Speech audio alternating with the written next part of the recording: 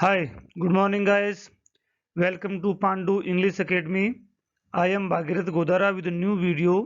आज हम class 8th के 4th lesson do laws apply to all का मतलब है क्या लॉ सबके लिए इक्वल होते हैं? क्या लॉ के सामने सब इक्वल होते हैं? अगर लॉ इक्वल नहीं होते हैं तो वो क्या सिस्टम होता है?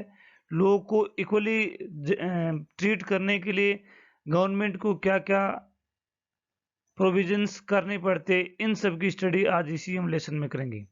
आज इस लेसन में पढ़ेंगे कि एंशिएंट टाइम में लॉ क्या था, इंडियन कॉन्स्टिट्यूट इंडिया के इंडिपेंडेंट होने के बाद में लॉ क्या बना, ब्रिटिश टाइम ब्रिटिश कॉलोनियल जो रूल था, जो ब्रिटिश रूल था इंडिया के अंदर, उसमें लॉ में क्या कमी थी जिसकी वजह से लोगों को परेशान होना पड़ता था, लोगों को आंदोलन करना पड़ता था, लोगों को शोषण का शिकार होना पड़ता था। उन सब की स्टडी आज हम इसी वीडियो में करेंगे। आगे बढ़ने से पहले मेरा निवेदन है कि वीडियो को लाइक करें, सब्सक्राइब करें, शेयर करें, कमेंट करें, अपने फ्रेंड से फॉलो करवाएं, उनको शेयर भी करें, बेल आइकन को जरूर दबाएं ताकि आपको रेगुलर नोटिफिकेशन मिले। आगे देखते हैं व्हाट इज लॉ। सबसे पहले हम ये देखते हैं कि लॉ होता क्या है ना। So a law commonly refer to a set of rules. Law का मतलब एक सेट ऑफ रूल्स होता है दैट इज क्रिएटेड और enforced by the government institutes. Government institute के द्वारा जिसे बनाया जाता है और एनफोरेंस लागू किया जाता है। टू रेगुलेट किसके लिए?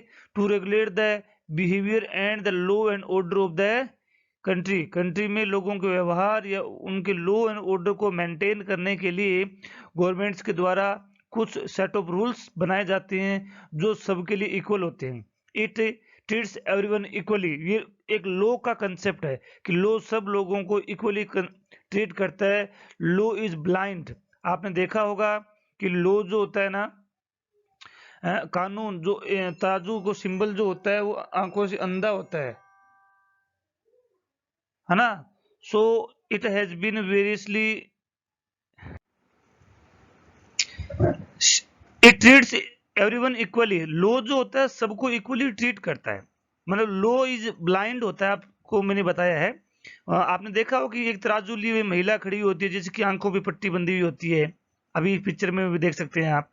तो इट मीन्स लॉ ओनली सुनता है, देखता नहीं है। देखने से आदमी भेदभाव कर सकता है। भेदभाव का मतलब हो सकता है कि सामने वाला उसका रिश्तेदार हो, गोरा हो, काला हो, हिंदू हो, मुस्लिम हो, जाति प्रथा कुछ भी, कोई रिलेशन स्टेब्लिश करके देखने से आदमी भेदभाव कर सकता है, लेकिन आंखों पे पट्टी बंधी है, सिर्फ सुनता है। सुनने से न्याय सही होता है। तो ये लॉ का सिंबल होता है।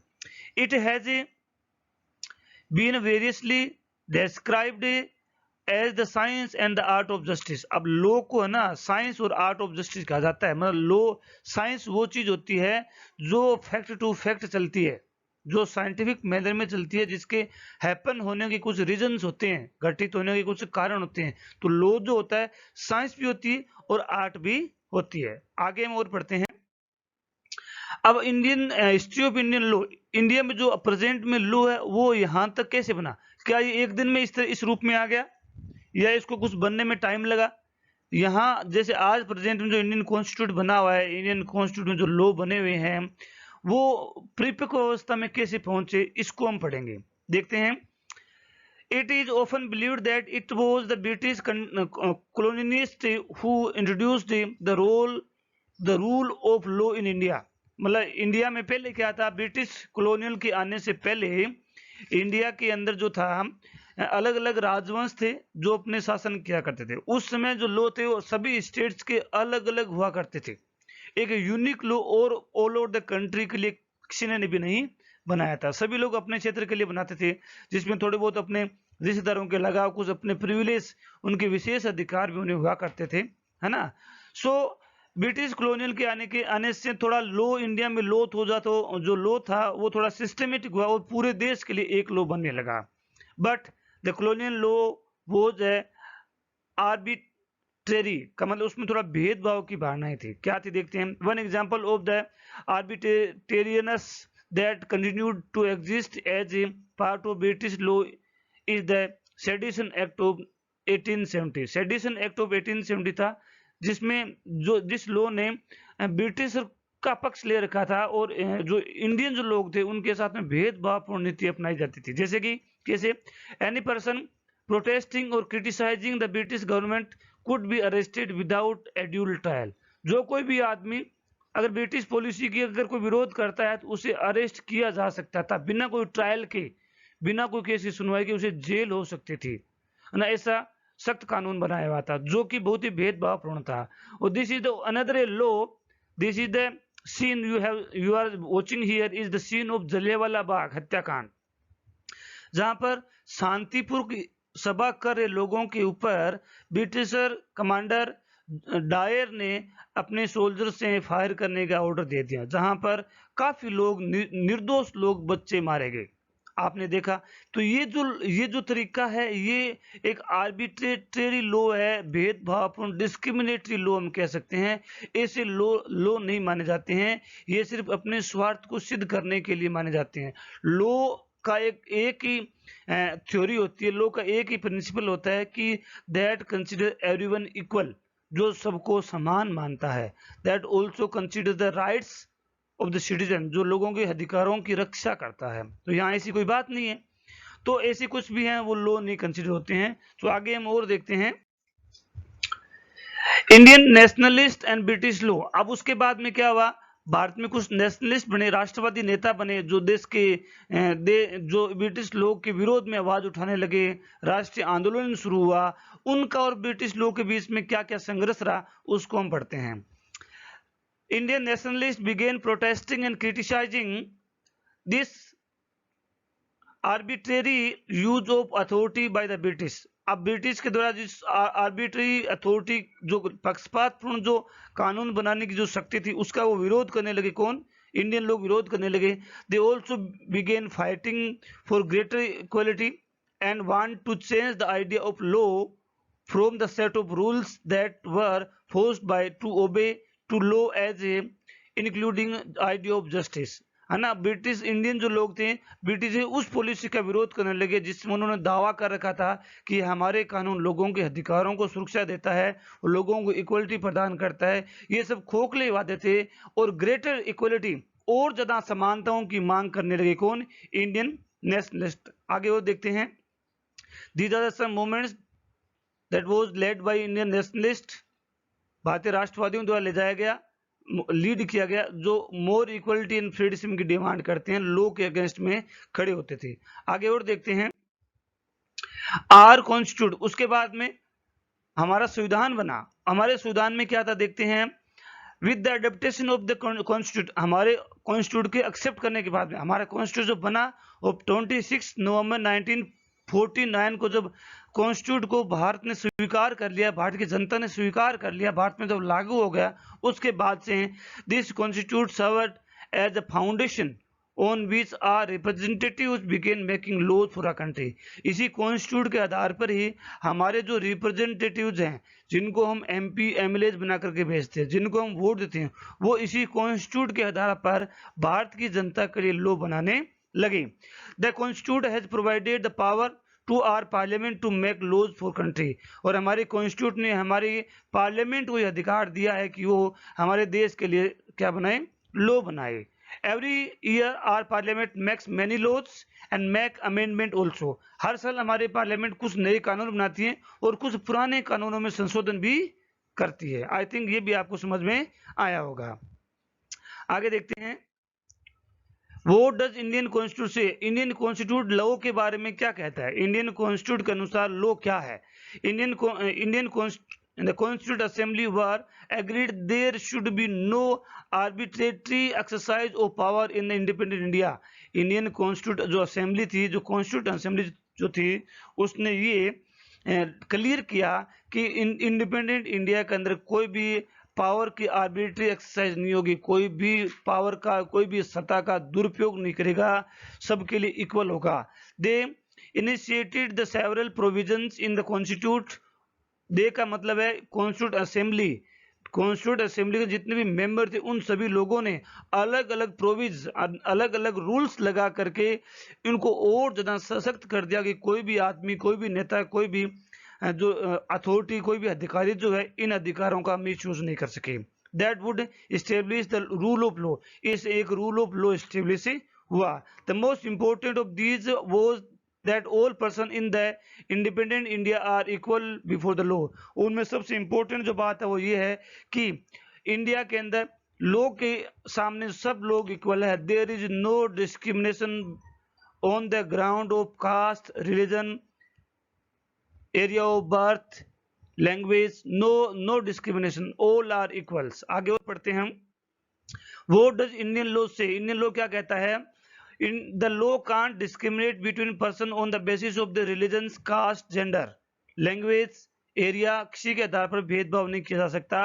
What the rule of law means is that all law apply equally to all citizen of country and no one can be above the law. ये कहा गया है, लोग में ये कहा गया है कि सभी लोग इक्वल हैं. सभी लोग क्या हैं? इक्वल है. कोई भी लॉ से ऊपर नहीं है. सभी को लॉ के सामने. यहाँ तक कि ये भी इंडियन कॉन्स्टिट्यूशन में लिखा है. जब लास्ट लाइन इंडियन प्रीएम्बल के जब हम पढ़ते हैं ना तो उसमें लिखा है we adopt it, enact it and surrender it. का मतलब है कि लॉ को बनाने वाले, कॉन्स्टिट्यूट को बनाने वाले जो कॉन्स्टिट्यूट असेंबली के जो लोग थे वो लोग भी 26 नवंबर 1949 को लॉ के सामने इक्वल थे. वो ये नहीं दावा कर सकते कि हमने तो कानून बनाया है, हम पे लागू नहीं होगा. नहीं, इंप्लीमेंट हो गया तो सब ऑल आर इक्वल्स. आगे एक और बात लिखी है, neither the government officials nor the wealthy person nor even the president of the country is above the law. कोई भी कानून से ऊपर नहीं है. all are equal in front of law. मैंने ये बात आपको एक्सप्लेन की. आगे और पढ़ते हैं. अब हम पढ़ेंगे कुछ टर्मिनोलॉजी पढ़ेंगे क्योंकि अब लेसन का भी सिर्फ इंट्रोडक्शन हुआ है. कल आगे वाले वीडियो से हम लेसन पढ़ना शुरू करेंगे तो उसमें कुछ अलग अलग तरह के वर्ड आएंगे. उन वर्ड को हम पढ़ेंगे. कौन कौन से वर्ड आते हैं? जैसे एक वर्ड आता है इवोल्यूशन. ये इवोल्यूशन क्या होता है? Process of developing from a simple to complex form. मतलब एक सिंपल से कॉम्प्लेक्स फॉर्म है. जैसे लॉ जो आज इंडिया के अंदर है, जो इंडिया में आज कॉन्स्टिट्यूट है, वो आज जिस रूप में है, जिस कॉम्प्लेक्स फॉर्म में है, वो एक दिन में नहीं बना था. पहले सिंपल रूल बने थे, उसके बाद में उसके कॉम्प्लेक्स रूल बनते गए, उसमें धीरे धीरे इंप्रूवमेंट होता गया. जो इंप्रूवमेंट का जो प्रोसेस है, that process is known as a evolution. आगे हम पढ़ते हैं. Complex form is often used to discuss the development of the species of plant and animals. In the context of this chapter, it refers to the ways in which the protecting women against democratic violence developed from the urgently felt need to a new law that can be enforced throughout the country. जैसे कि हम समझ सकते हैं कि महिलाओं के विशेष अधिकार पहले नहीं दिए गए थे. बाद में अचानक ये समझा गया कि महिलाओं को विशेष अधिकार दिए जाने चाहिए. तब अचानक हाथों हाथ उसके लिए कानून बने और फिर उसको पूरे देश में इंप्लीमेंट कर दिया गया. जो इंप्रूवमेंट का जो प्रोसेस है, that process is known as evolution. I think आपको ये समझ में आया होगा. आगे एक और है क्रिटिसाइज करना. ये क्या होता है? टू फाइंड फॉल्ट विद और disapprove of a person or thing.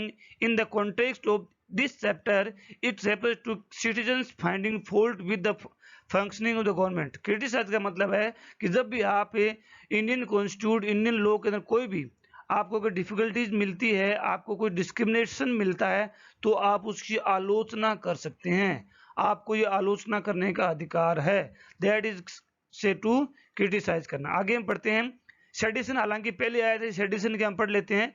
This applies to anything that the government might consider as the stirring up resistance और रिबेलिंग अगेंस्ट इट. गवर्नमेंट को ऐसा लगता है कि कोई भी समूह या कोई भी जाति है, कोई भी दल जो है सरकार के विरुद्ध में षड्यंत्र रच रहा है, तो उस षड्यंत्र को मिटाने के लिए, उस षड्यंत्र को इनएक्टिव करने के लिए कुछ लॉज बनाए जाते हैं. जैसे कि आप देख सकते हैं जम्मू कश्मीर के कुछ नेताओं को सरकार ने हिरासत में ले रखा है, नजरबंद कर रखा है. तो नजरबंद कर रखा है तो ये क्या है? एक सेडिशन का प्रकार का लॉ है, क्योंकि अगर वो बाहर होते हैं तो लोगों को भड़का सकते हैं. In such cases the government does not need absolute evidence in order to arrest person. इसके लिए सरकार के कोई जरूरी नहीं होता है कि उनके किसी व्यक्ति को अरेस्ट करने के लिए पर्याप्त सबूत हो. शंका के आधार पर भी सरकार उसे अरेस्ट कर सकती है. Under the sedition of 1870 the British had a very broad interpretation of what constituted seditions. जो भी सेडिशन में कॉन्स्टिट्यूट किया गया है उसको सरकार अपने ब्रिटिश लोगों ने अपने हिसाब से इंटरप्रेट किया था. What this meant was that they could arrest or detain any person they wanted under this act. The nationalists considered this law arbitrary because persons were arrested for the variety of reasons that were seldom clarified beforehand, as well as because those arrested were often kept in jail without a trial. ये हालांकि sedition act जो था British समय में था, वो British समय में इंडियन नेशनलिस्ट लोगों ने इसका विरोध किया था क्योंकि इसके अंदर बिना किसी आधार के कोई किसी भी व्यक्ति को अरेस्ट किया जा सकता था, ठीक है ना. इसलिए उनका विरोध किया गया था क्योंकि इसमें स्पष्ट क्लियरिंग नहीं थी. आगे और पढ़ते हैं. अब है रिप्रेसिव. थोड़ा मैं इरेज करता हूं इसे. रिप्रेसिव, ये रिप्रेसिव क्या होता है उसको हम समझेंगे. Repressive to control severely in order to prevent free and natural development or expression.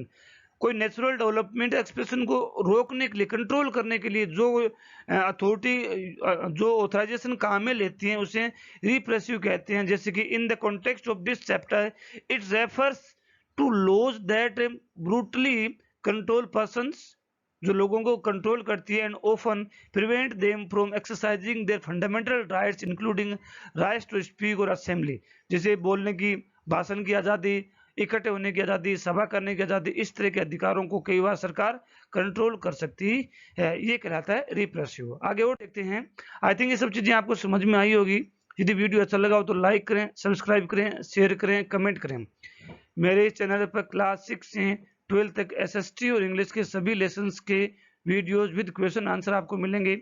इसके अलावा इंग्लिश ग्रामर में tense, voice, narration, modal, article, सब चीज़ें आपको मिलेगी. इसके साथ साथ में इंग्लिश कंपोजिशन में application writing, story writing, letter writing, essay writing, story writing, invitation writing, ये सब चीज़ें आपको वेल एक्सप्लेन्ड मैनर मिलेंगी. यदि वीडियो अच्छा लगा है तो लाइक करें, सब्सक्राइब करें, शेयर करें, कमेंट करें. Thanks for watching. Have a nice day.